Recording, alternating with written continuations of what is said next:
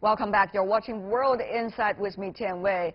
In the past few months, there have been breakthroughs in the relations between the DPRK and South Korea. Earlier this week, the International Table Tennis Federation began 6 days of competition in Daejeon. The DPRK sent 16 competitors and 9 officials for the very first time ever. It is also the very first time in 27 years the two countries, DPRK and South Korea, formed a joint table tennis team, marking the 4th joint inter-Korean sports team in history. And these two sides will also form a joint team to compete together in 3 sports in the Asian Games in Indonesia next month. The collaboration began in Pyeongchang Winter Olympics in February, and the two leaders summit in April.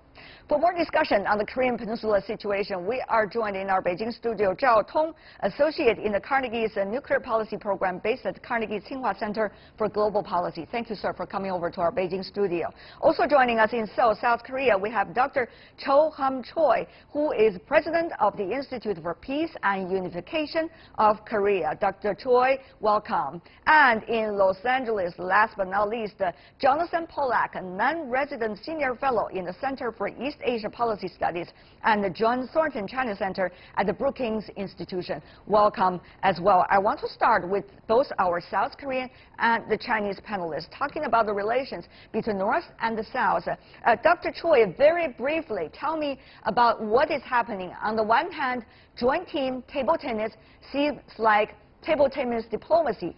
On the other hand, though, the North Korea and South Korea's interaction about family reunion might be cancelled. What exactly is going on? Well, actually, if you get some smooth relationship between two anniversary, states, then it is very difficult. It is very important to depoliticize their relationship. The sports is a good example for two nations to get some friendly relationship, to get the contact and the cooperations. That's the very significant issues, actually, Yeah, what about that? The scrap off possibly of the family reunion event likely to take place in August. Well, actually, the family reunion, North Korea's demand some North Korean refugees should return before the separation people's family reunion. So still, South Korea, has not responded to North Korea's demands. That's why they are North Koreans sometimes threatening to cancel. Right. But I think finally the separation of the family reunion can be fulfilled. Okay. We got several numbers to share with our audience. On my hand, we have, according to sources, 31,000 DPRK residents flew to South Korea over the past few decades. Meanwhile, you've also got 20,000 North and South families members got reunited for a few days under those so-called family reunion schemes. So, Mr. Zhao, here in Beijing, how shall we see this mixed picture? Well, I think this is typical North Korean negotiating strategy. If we recall last time when North Korea invited international journalists to monitor the close down of the nuclear test site, it also kept the South Korean journalists waiting for days in Beijing for their North Korean visa, and only granted the visa in last minute. I think the North Korean strategy to create a maximum pressure in order to elicit maximum concession cooperation from South Korea. I think this wouldn't seriously impact the family reunion in August. This is only a technical way of dealing with what they consider as the biggest opportunity. Is that what you're saying, Mr. Zhao?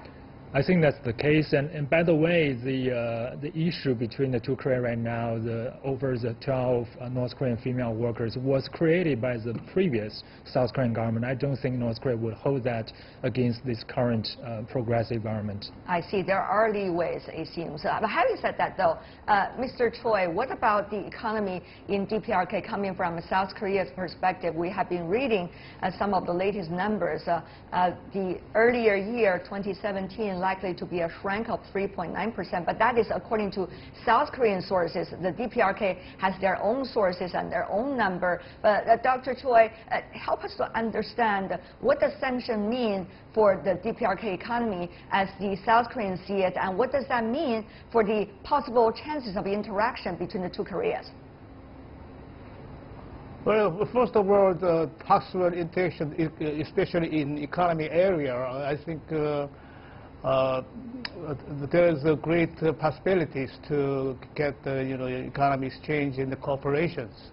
Also, South Korea regards and estimates North Korea's development, economic development is going on. So it is a high time for South Korea to invest or to get some cooperation from North Korea. So for South Korean government or South Korean people, they have some kind of good opportunity to get investment from into the North Korea. Do you see that is really happening, Mr. Zhao, here in Beijing, particularly after, let's just say, the Singapore summit, after the interactions of the DPRK leader to many of the countries that he needs to deal with directly? I think there are contradictory signs. Even though there were recent reports of North Korean economy contracting last year, there are also other indicators. For example, the North Korean currency has been stable over the last year. That's a sign of a stable baseline economy. So I think, given that North Korea has been criticizing South Korea, dragging its feet in the negotiations with the United States, I think North Korea is still feeling that it is okay in terms of its economic performance. There is no prospect of any imminent economic crisis in North Korea, and therefore North Korea is still, I think, negotiating from a position of strength. I see. Mr. Choi, before we go to another guest, let me ask you once again, what does that mean from your perspective? This inter-Korea interaction, meaning for the overall denuclearization of the Korean Peninsula. What does that mean, really? What role is it playing? Well, for South Korean people, the most important thing to get the solution to solve the North Korean nuclear issue, actually we have to get some kind of North Korean bureaucracy or North Korean leaders, some agreement. They are ready to give up or give up the nuclear ambition. So that's why it is very important for South Korea to interact first, and then to solve the nuclear issue. So that's the very typical approach for South Korean because we have one people actually in nature. That's true. Right. That's true. That's why we South Koreans emphasized, another to some extent, a different approach from other countries. Interact first and then try to solve the problem, coming up with a blueprint. That's what the South Korean guest is saying. Mr. Polak, coming from the U.S., you've been attentive listening to your two colleagues earlier. Tell me about that, particularly from an American perspective. What does it mean, the two Korea interactions, for a U.S. blueprint about how to resolve that? What strikes me very, very much is how much the interactions between North and South have become detached from any realistic or feasible approach with respect to genuine denuclearization. The two realms have separated, and this is in part, I think, because of President Trump's visit to Singapore and his statements since then. In effect, he's giving a green light to all kinds of explorations that others might undertake with North Korea. So North Korea is in a position that, frankly, is very, very favorable for its interests. I would agree with Zhao Tong. You can see a number of indications of this. But the real question is whether or not any conditions will be imposed and expected on the part of North Korea if we are to see, in some sense, a true synchronization of these two very separate levels. Right now we don't see it. We see the pressure off. Okay. We see the maximum pressure policy, frankly, more as a slogan at this point than a reality. And I think that that's what a lot of other countries, China, South Korea, Russia, are calculating. They see the possibilities for beginning to develop various kinds of relationships with the North independent of the United States. I see. Mr. Zhao, it seems that Mr. Polak is trying to accuse China, South Korea, and Russia rather of not necessarily getting things moving as a result of taking advantage of what the Americas has been doing in the Singapore summit. Do you agree with him? Well, I think it's true that given the trade war between U.S. and China, the very unreasonable demand from President Trump in the trade war, China has less incentive to cooperate with the United States. But I don't think China has any motivation to violate existing UN sanctions. China can start enhancing economic cooperation with North Korea in areas that comply with existing UN sanctions. With that said, I agree with Mr. Pollock that there is no real progress on denuclearization.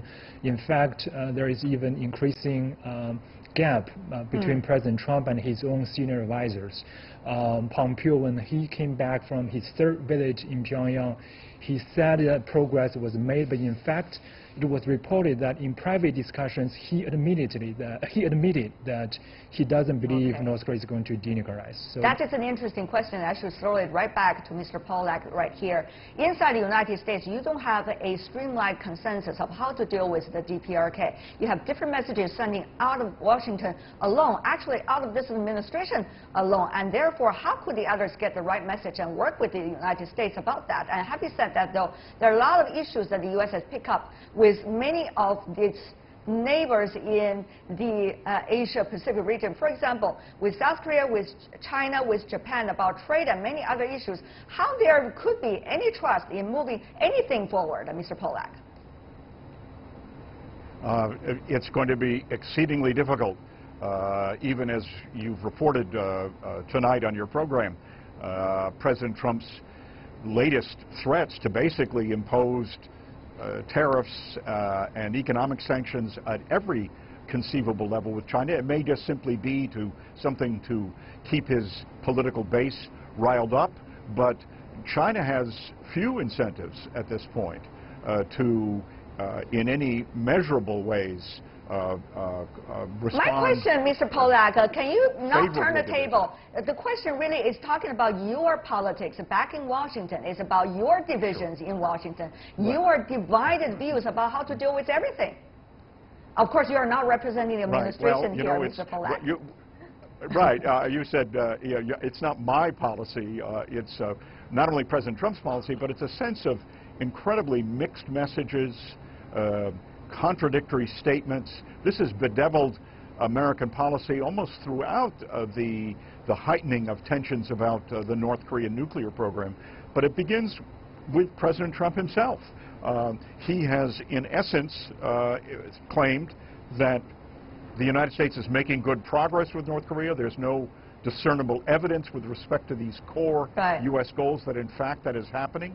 And so it's now landed in Secretary of State Pompeo's lap, and it sounds to me as if on his most recent visit to North Korea, for the first time, Secretary Pompeo tabled the core American concerns, and North Korea has rejected all of them.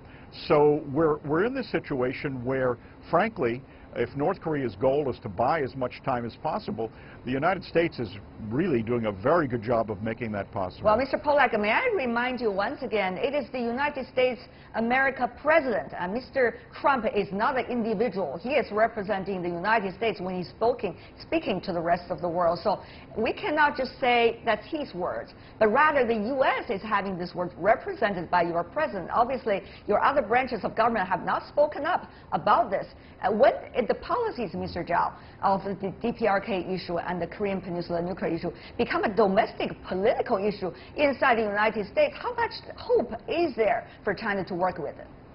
Well, there is, I think, now very great hope there because on the one hand, even if U.S. Wants to resort back to the maximum pressure campaign to impose additional sanctions on North Korea, we have to remember that every sanction measure has its own half-life. It's like a radioactive material. Over time, the effectiveness of that sanction measure will decay.